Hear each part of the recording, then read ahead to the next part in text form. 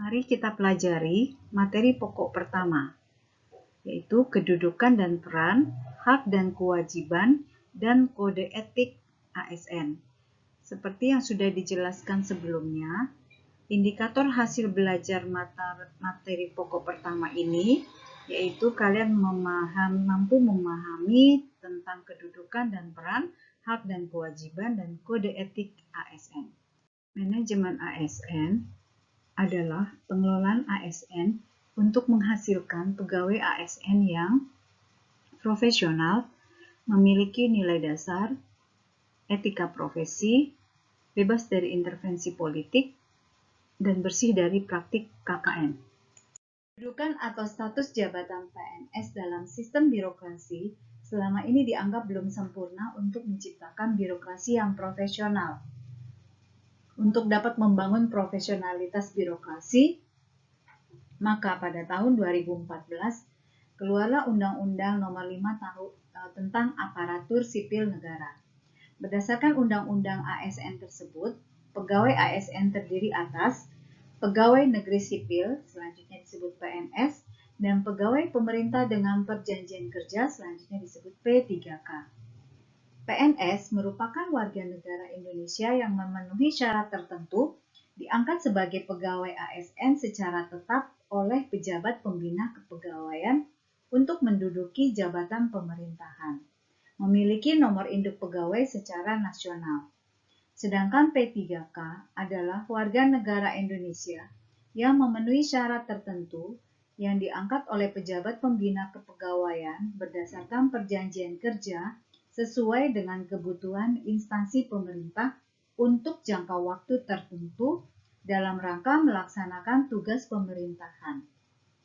Dengan hadirnya P3K tersebut dalam manajemen ASN, menegaskan bahwa tidak semua pegawai yang bekerja untuk pemerintah harus berstatus PNS, dapat berstatus sebagai pegawai kontrak dengan jangka waktu tertentu. Hal ini bertujuan untuk menciptakan budaya kerja baru, menumbuhkan suasana kompetisi di kalangan birokrasi yang berbasis pada kinerja. Kedudukan ASN bisa berada di pusat, daerah, dan luar negeri. Namun demikian, pegawai ASN merupakan satu kesatuan. Kesatuan bagi ASN ini sangat penting mengingat dengan adanya desentralisasi dan otonomi daerah sering terjadi adanya isu putra daerah yang hampir terjadi di mana-mana, sehingga perkembangan birokrasi menjadi stagnan di daerah-daerah. Kondisi tersebut merupakan ancaman bagi kesatuan bangsa. Pegawai ASN berkedudukan sebagai aparatur negara yang menjalankan kebijakan yang ditetapkan oleh pimpinan instansi pemerintah, serta harus bebas dari pengaruh dan intervensi semua golongan dan partai politik. Urusannya ya. Selanjutnya ada 3.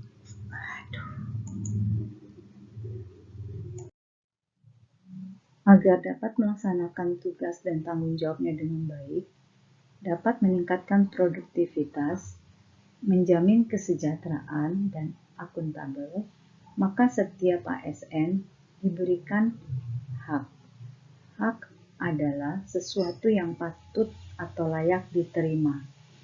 Hak PNS dan P3K diatur dalam Undang-Undang ASN sebagai berikut.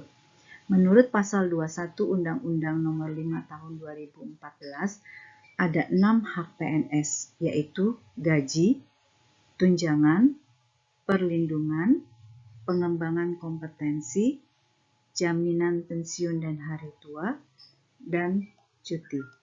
Sedangkan hak P3K menurut pasal 22 Undang-Undang ASN ada 5, yaitu gaji, tunjangan, perlindungan, pengembangan kompetensi, dan cuti.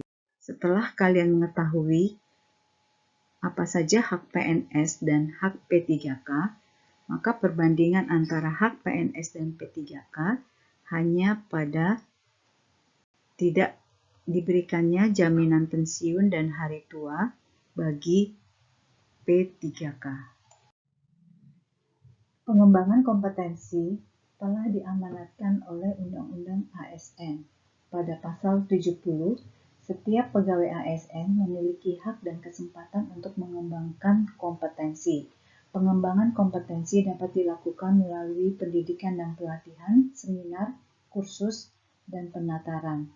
Dan pengembangan kompetensi harus dievaluasi oleh pejabat yang berwenang dan digunakan sebagai salah satu dasar dalam pengangkatan jabatan dan pengembangan karir.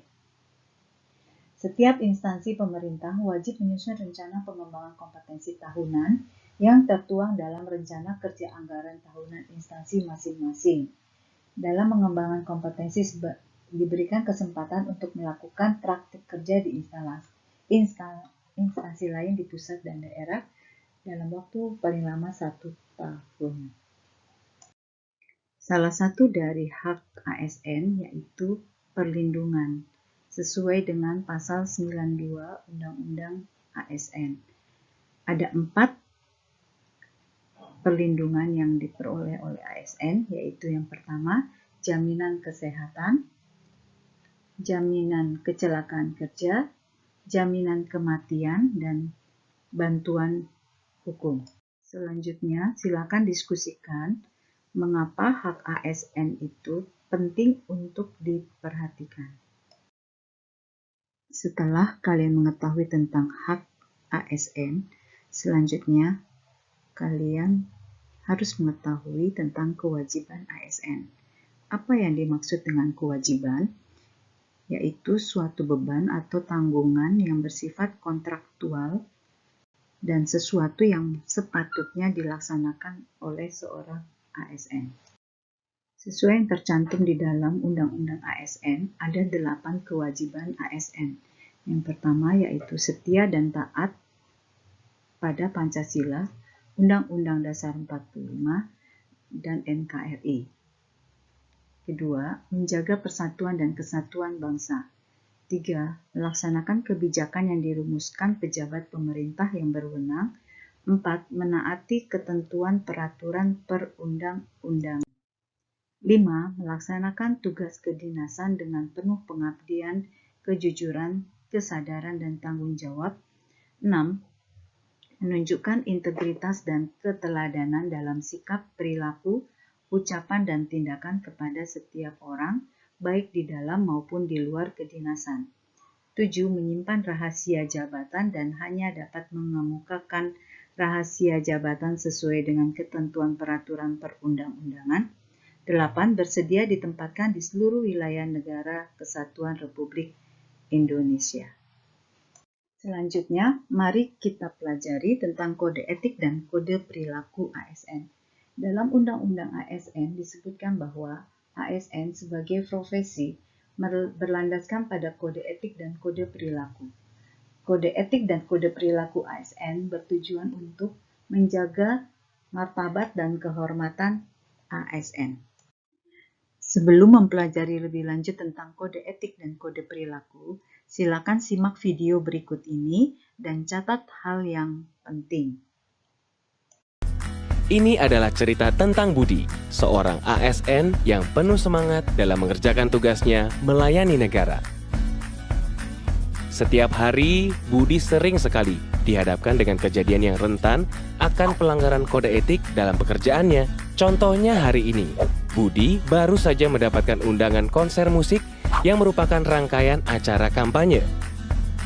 Awalnya, Budi ragu-ragu apakah dia harus menerima undangan tersebut atau tidak. Namun, akhirnya Budi memutuskan untuk menyambut baik undangan tersebut dengan alasan hanya untuk bersenang-senang biasa. Padahal, menghadiri kampanye politik dengan menggunakan seragam dan fasilitas negara merupakan bentuk pelanggaran kode etik ASN. Sebenarnya, Budi tidak perlu bingung ketika dihadapkan dengan kejadian seperti di atas. Budi dapat merujuk pada seperangkat pedoman yang terangkum dalam Kode Etik ASN.